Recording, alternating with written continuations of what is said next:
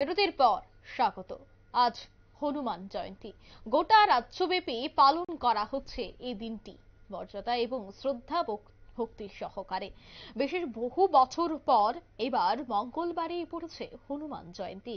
হনুমানজিকে শক্তি বৃদ্ধি এবং জ্ঞানের দেবতা হিসেবে পূজা করা হয়।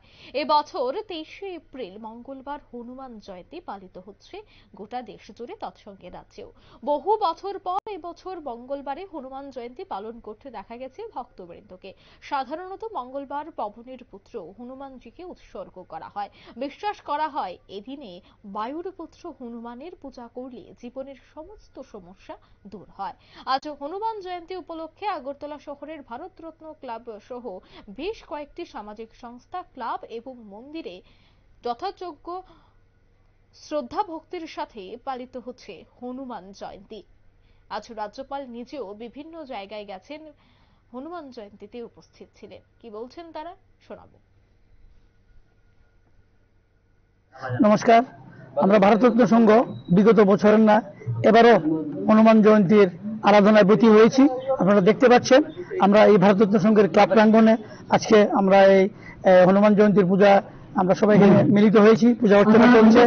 আমরা ভোলানন্দ সরস্বতীর আমাদের সারাদিন ব্যাপী আজকে প্রোগ্রাম আছে, পূজা চলছে, অঞ্জলি হবে। তারপর আমরা প্রসাদ বিতরণ করবো দুপুর 1টা থেকে। সমস্ত এলাকাবাসীকে আমরা নিমন্ত্রণ করেছি। যারা এলাকার বন্ধুরা আছেন তাদেরকে সবাই এখানে আসার তাছাড়া বিকেলবেলা হনুমান চালিসা পাঠ হবে। আমরা তাদের পক্ষ থেকে এলাকাবাসী হনুমান পূজা ব্রতী হয়েছে। আপনারা শুনলেন কর্তৃপক্ষের বক্তব্য। বিশেষ করে হনুমানজি লাল ফল অর্থাৎ আপেল, লিচুর মতো লাল ফল পছন্দ করেন। তাই হনুমান জয়ন্তীকে বাবাকে লাল আপেল নিবেদন করলে অত্যন্ত শুভ বলে মনে করা হয়। তাই বাজারে বিশেষ করে লাল ফলের চাহিদা আজ ছিল তুঙ্গে। বিভিন্ন জায়গায় ফল, লিচু সহ লাল মিষ্টি বিশেষভাবে বিক্রি হয়েছে রাজ্য জুড়ে। নিয়ে নিচ্ছে ছোট্ট একটি বিজ্ঞাপন বিরতি, সঙ্গে থাকুন।